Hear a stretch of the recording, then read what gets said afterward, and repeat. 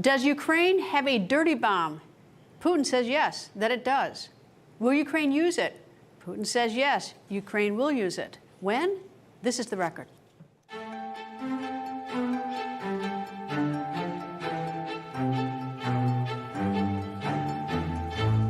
First, what is a dirty bomb? Well, it's an explosive device, a conventional weapon smothered with radioactive materials. It blows up and people inhale the radioactive dust, and their skin is also saturated with that dust. Radioactive dust.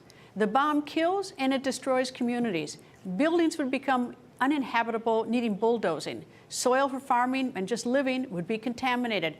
Even contaminated trees would have to be dug up, removed, and destroyed.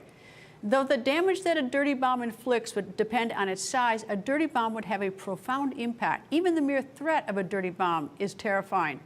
But who would use such a heinous weapon? Well, Russia says, don't look at us. According to the information we have, 2 organizations in Ukraine have specific instructions to create the so-called dirty bomb. The works are at the final stage. In addition, we have information about contacts of the Ukrainian presidential office with British representatives on the issue of the possible obtaining of technology for creating nuclear weapons. Ukrainian officials deny building a dirty bomb or intending to use one. The U.S. is backing Ukraine up. Secretary of State Antony Blinken tweeted that he rejects, quote, Russia's false allegations about Ukraine and a dirty bomb. Ukrainian President Zelensky says Russia is the one that is gearing up for a dirty bomb attack. Earlier today, President Biden was asked about all of this. Russia would be making an incredibly serious mistake if we're to use a tactical nuclear weapon. I'm not guaranteeing you that it's a false flag operation yet. We don't know. But it would be a serious, serious mistake. Correspondent Shelby Wilder is live in Kyiv with the latest. Shelby? Hi, Greta. It's great to be with you. Well, as you mentioned, here in Ukraine, we're following the latest accusations made by Russia, claiming that Ukraine is preparing to use a so-called dirty bomb in Ukraine or in Russian-occupied territories. Now, what is a dirty bomb? Just adding to what you said, it's an explosive device that's laced with radioactive material. So it's a weapon that would contain a combination of something like dynamite and uranium. And as you said, if it was to be used, it would not only spread toxic waste, but it would also wreak havoc on civilians. Now, really, because of these concerns, we saw the US, the UK, and France issue a rare joint statement yesterday where they called Russia's allegations transparently false relating to this dirty bomb claim. Now, really, the greater concern here is that Russia could be preparing the ground for a false flag attack, as we just heard President Biden saying there. And what this would mean is that Russia could launch an attack like using a dirty bomb and then blame Ukraine for the aftermath, at which point Russia would use this as a pretext to escalate the war even further. And we know that Russia has a history of accusing others of doing things that Moscow is actually contemplating itself. We know that Russia brought its claims to the UN Security Council today, where there were meetings behind closed doors about this. But again, Ukraine, along with Western nations, including NATO, have denied Russia's allegations. We know that Ukraine actually invited UN inspectors to the country, as officials here have said that, quote, they have nothing to hide. And so we're following the news that the International Atomic Energy Agency will be sending representatives to 2 unnamed nuclear sites here in the country in the coming days. That's really on the request of Kyiv, and this UN watchdog agency will be acting as a sort of safeguard in this situation. And so really, the looming question is, where could Russia use something like a dirty bomb? Well, while the UN nuclear watchdog hasn't named those sites, we have to assume that if there is a list, the Zaporizhzhia nuclear power plant would be at the top. That is because this is the largest nuclear power plant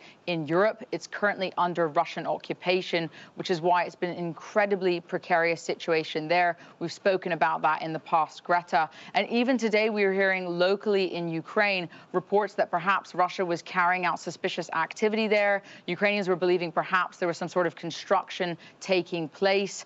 So we'll have to see how that evolves here in regards to those reports. But again, we're also going to see what these UN nuclear watchdog inspectors say after they will do those inspections in the coming days. And of course, continue to follow Russia's actions here on the ground as they face increasing setbacks on the battlefront and really become increasingly desperate. Shelby Wilder, thank you.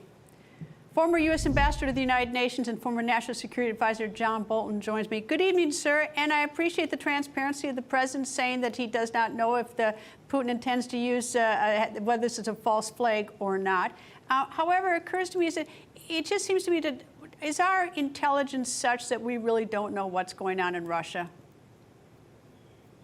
Well, it's entirely possible. Our sources aren't that great. I think the thing to be particularly concerned about here is that Putin can make a claim about a Ukrainian use of a radiological weapon, which is a sort of generic term for it, in a way that he could not credibly make a claim that the Ukrainians had set off a tactical nuclear weapon.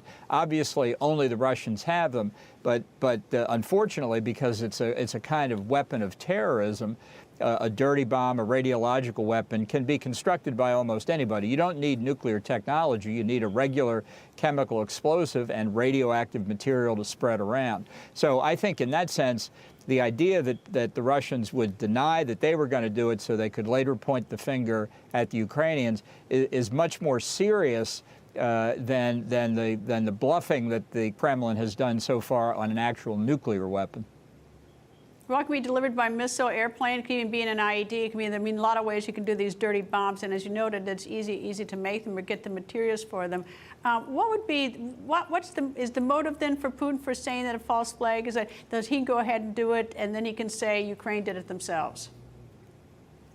Right, exactly. And that would give him, in his view, license to do something more serious. And it may be at that point that the threat of them actually using a nuclear warhead, even a tactical nuclear warhead, would become more credible. I don't think the Russians at this stage are at the point of military collapse in Ukraine, not that things are going well for them, but I think it's also intended to build up the propaganda campaign in Western Europe. I think Putin knows that he's having real trouble on the battlefield. It's hard to ignore, but he probably believes he can achieve politically and diplomatically with the Europeans over the winter, the threat of insufficient natural gas, people's homes not being heated, manufacturing being shut down. And for many people in Europe, just mentioning the word nuclear in almost any context causes pulse rates to increase. So the more propaganda pressure he puts on Europe in Putin's game plan, I believe, the greater the chance he thinks he can get at least a satisfactory end to this conflict.